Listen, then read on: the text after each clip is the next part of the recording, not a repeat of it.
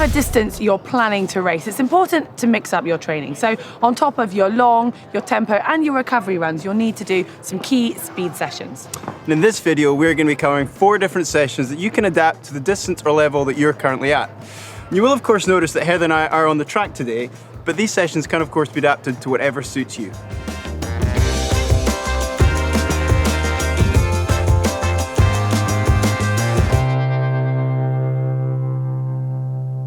All of these sessions will require a thorough warm-up. So start off by doing a minimum of 10 to 15 minutes easy jogging. And if you usually include drills, add them in now. And then also add in some dynamic stretches because you want to make sure that your body is ready to go, as these sessions need to be done at a strong pace.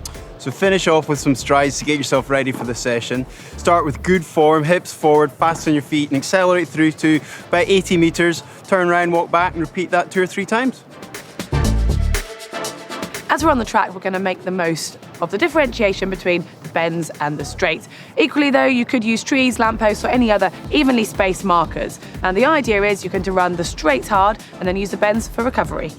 We don't need to get too caught up on pacing for this, as we are only talking about 100 meters. But basically you need to be working really hard on the straights so that when the bends come, you're looking forward to that recovery. And as a guide, we'll be talking about 7 out of 10 or 3K pace on the straights. And then on the recovery, you really need to be taking it easy. But do try and resist the temptation to walk, because we want this to be a continuous run. Yeah, so the target for this session is going to be continuous running for 10 minutes of bends and then straights. And after the 10 minutes is up, you're going to take 1 to 2 minutes complete recovery, so just walking until you feel ready to go again. Then you're going to repeat this once more, or if you're feeling really strong or training for a longer distance, you could even try and do 3 sets, and then finish it up with a full warm down.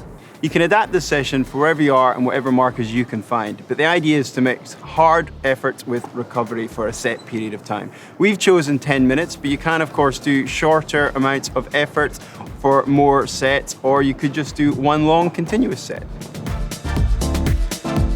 This is a meaty session and was a favourite with one of my old coaches, the pyramid. It is as it stands. You're going to be increasing the distance and then coming back down the other side. So for today's session, we're going to use 200 meters as our starting point, and then we're going to increase by 200 meter increments all the way up to 1200, and then back down the other side, and the rest is going to increase and decrease proportionally as well. It does depend what distance race you're targeting, but today we're going to base this around the 5K. So your reps should be based around your 5K target pace.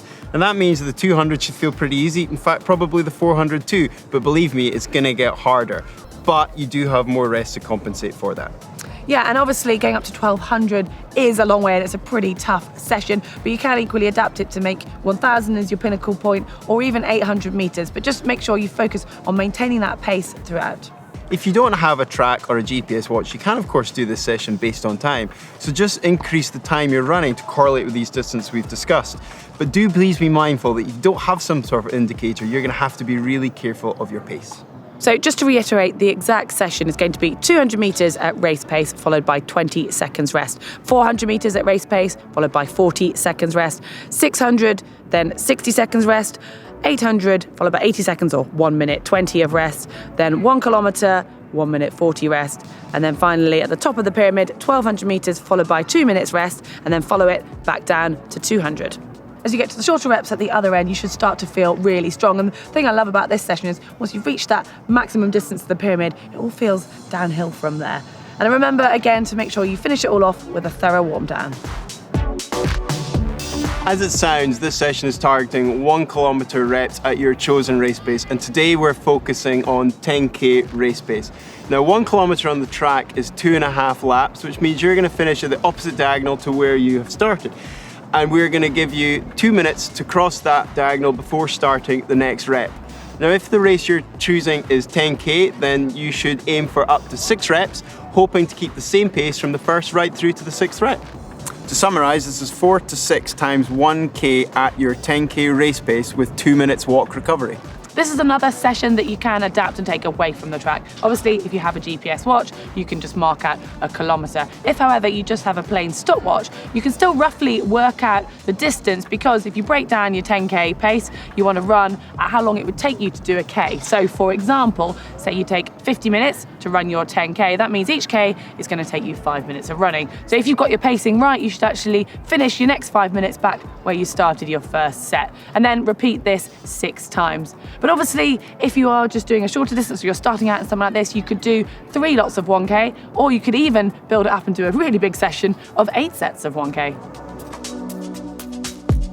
Learning how to pace is important not only for racing but for training too. This session, when executed properly, will help you not only develop your top end speed but become more aware of the pace you're running at, but also where your limits lie. Yeah, so most tracks should have 100-meter markers, so make sure you familiarise yourself with those. And the idea is you're going to start at around your 10K pace. So say that you are a 50-minute 10K runner, your first 100 is going to be 30 seconds. And then the idea is to try and get 2 seconds quicker for every 100 metres until your fifth one, which in theory should be 8 seconds quicker than your first. And it will feel hard, but as a result of that, you get plenty of recovery, because after the 500 metres, you're going to walk, stroke, jog the final 300 to get you back to the start. And then aim to repeat that 8 times.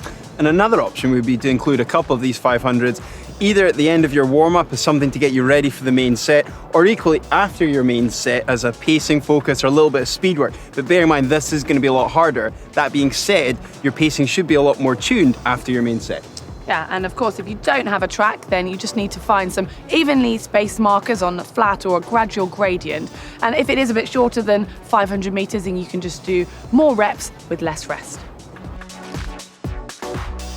Just as the warm-up was important at the start of the session, the warm-down is equally important at the end. Now obviously, the harder you've got in the session, the less likely you are to even want to jog another step. But you're likely to have produced some lactate, and you really need to be able to flush that out from your muscles.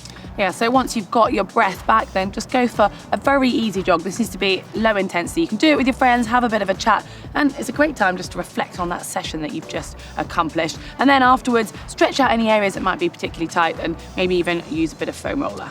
As we've mentioned before, there's so many variations to these 4 sessions, and if you're new to this type of running, then it makes much more sense to concentrate on having lower number of reps and don't worry about the distance so much, because you can build that up over time. It's far better to concentrate on the pace change, because you can increase the volume as you get on.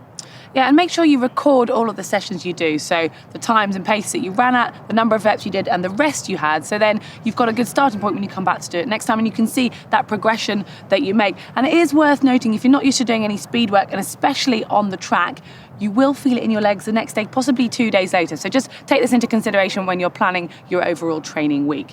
So hopefully you've enjoyed this. Hit the thumb up, like button if you have. And to make sure you get all of our videos here at GTN, just hit the globe to subscribe. And if you are new to track running and you want to see an introduction to it, we've made a video for that just here. And if you want to see the video about Kenyan hills, click here.